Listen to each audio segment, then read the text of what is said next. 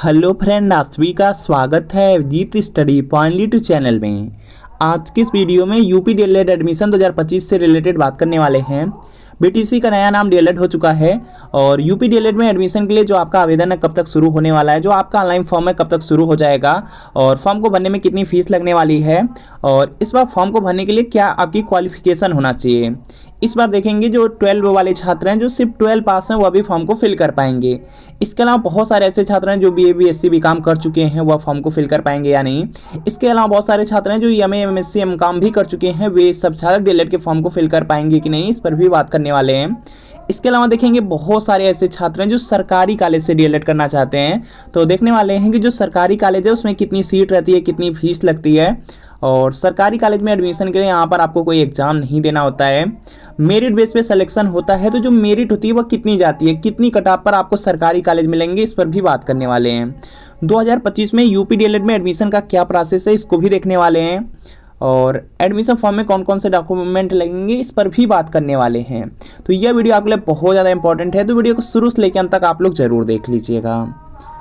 तो चलिए यहाँ पे सबसे पहले यूपी डीएलएड के बारे में जान लेते हैं। तो देखिए जो आपका डीएलएड है, डीएलएड का कोर्स देखिए 2 साल का कोर्स है और इस अगर आप डीएलएड कर लेते हैं तो 1 से लेकर के 8 तक के आप गवर्नमेंट टीचर बन सकते हैं। इसके लिए आपको यहाँ पे सबसे पहले टेट या सीटेट एग्जाम को पास करना होता है।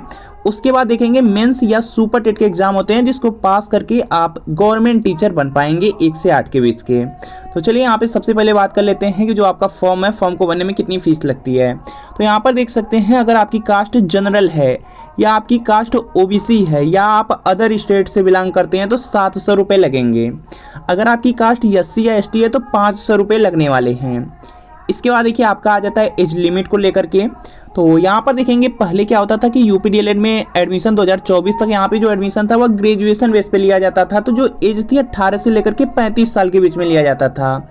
इस बार देखेंगे हाई कोर्ट का आदेश है कि जो एडमिशन है वह 12 बेस पर होगा। तो यहाँ पे जो एज है यह कम हो जाएगी, 15 से लेकर के 35 ईयर के बीच के जो भी छात्र रहेंगे वह एडमिशन करा पाएंगे।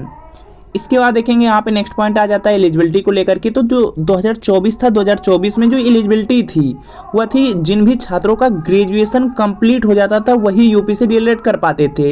लेकिन 2024 में हाई कोर्ट का एक फैसला आया हुआ है जिसमें उसने बताया है कि जो 12 पास वाले छात्र हैं वह भी अब यूपी से डीएलएड कर पाएंगे। तो इस बार जो एडमिशन होगा वह सिर्फ 12 बेस पर ही आपका होने वाला है। तो जो भी छात्र यहाँ पे 12 पास वाले रहेंगे वह आप एडमिशन करा सकते हैं। और यहाँ पे देखेंगे आपका जो परसेंटेज की बात की जाए तो यहाँ पे पहले क्या था, ग्रेजुएशन में 50% होना चाहिए था, अब इंटरमीडिएट में आपका यहाँ पे 50% होना चाहिए। चाहे कोई बोर्ड हो एडमिशन हो जाएगा, कोई दिक्कत नहीं है। इसके बाद देखिए यहाँ पर बात करते हैं सरकारी कॉलेज से रिलेटेड, सीट से रिलेटेड।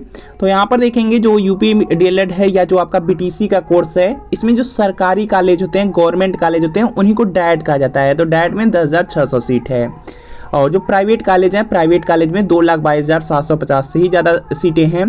प्राइवेट कॉलेज में एडमिशन बहुत आसानी से हो जाता है, आराम से आप करा सकते हैं। लेकिन जो सरकारी कॉलेज होते हैं उसमें एडमिशन के लिए आपका यहाँ पे कुछ अच्छी मेरिट होनी चाहिए, अच्छा आपका यहाँ पे परसेंटेज हाई स्कूल इंटरमीडिएट में होना चाहिए, तब आप लोग एडमिशन सरकारी कॉलेज में अपने मनपसंद के करा पाएंगे। इसके बाद देखिए बात करते हैं फीस को लेकर के। तो फीस यहाँ पर आपकी पहले ही क्लियर कर दिया गया है, यहाँ पर आप लोग देख सकते हैं।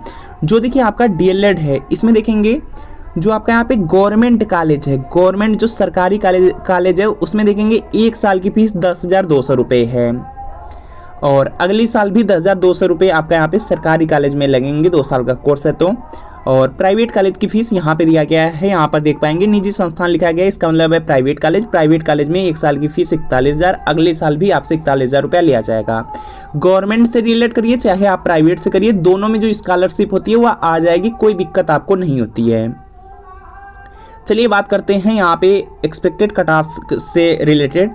तो यहाँ पर देखेंगे इस बार देखिए क्या रहने वाला है कि आपका यहाँ पे ग्रेजुएशन बेस पे एडमिशन नहीं होंगे, सिर्फ 12 बेस पर ही एडमिशन होगा। तो यहाँ पे 10th और यहाँ पे 12 का जो परसेंटेज है उसी के अकॉर्डिंग यहाँ पर आपको गवर्नमेंट कॉलेज अलॉट किए जाएंगे। 10-12 का परसेंटेज सबसे पहले जोड़ दिया जाएगा, उसी के अकॉर्डिंग स्टेट रैंक तैयार की जाएगी और स्टेट रैंक जिनकी भी अच्छी होगी उनको गवर्नमेंट कॉलेज मिलेंगे। जैसे इसको देखिए इस तरह से आप जोड़ सकते हैं। जैसे मान लीजिए आपका यहाँ पे हाई स्कूल में मान लीजिए आपके 80% हैं और यहाँ पर आपका है इंटर में 70% हैं तो दोनों को ऐड कर दिया जाएगा।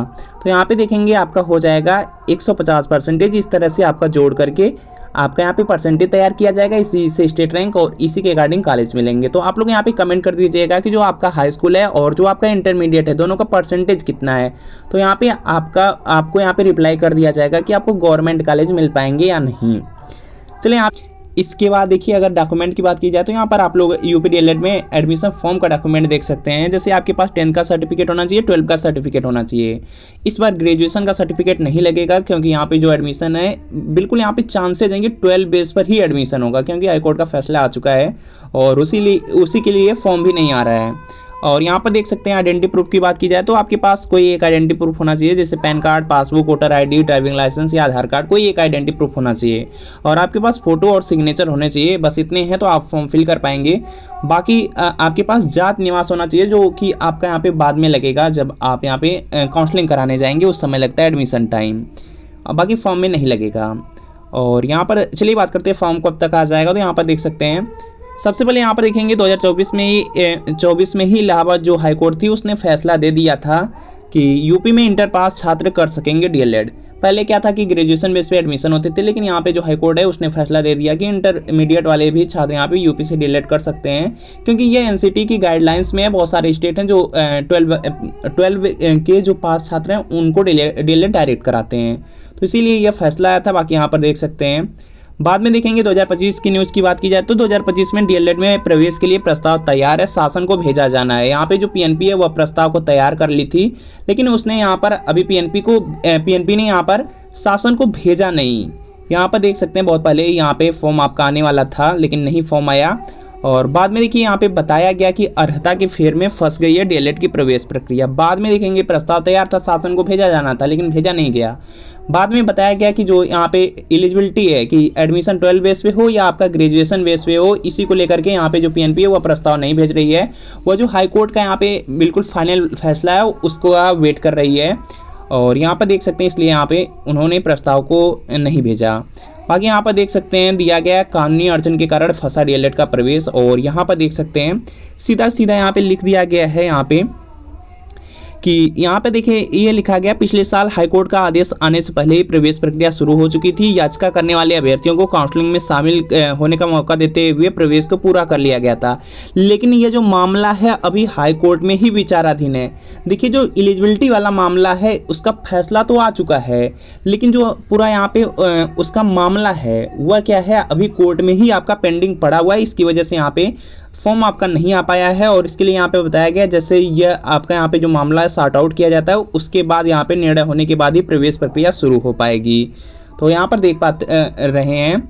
बाकी बात कर लेते हैं फॉर्म कब तक आ जाएगा। तो फॉर्म आप देख सकते हैं पिछली बार बहुत ज़्यादा लेट हो गया था, 18 सितंबर से फॉर्म आया था, तो इस बार भी आपका फॉर्म लेट ही आएगा, सितंबर मंथ में ही आएगा। ज़्यादा आपको परेशान होने की ज़रूरत नहीं है, फॉर्म आएगा बिल्कुल फिक्स है, यहाँ पे फॉर्म आएगा, कोई दिक्कत नहीं है। लेकिन यही है कि छात्र बहुत ज़्यादा परेशान है और सरकार भी यहाँ पे बहुत सारी गलतियाँ करती हैं क्योंकि यहाँ पे सरकार को यह सब जो मामले हैं सॉर्ट आउट टाइम से करना चाहिए, जिससे बच्चों का कोई नुकसान न हो।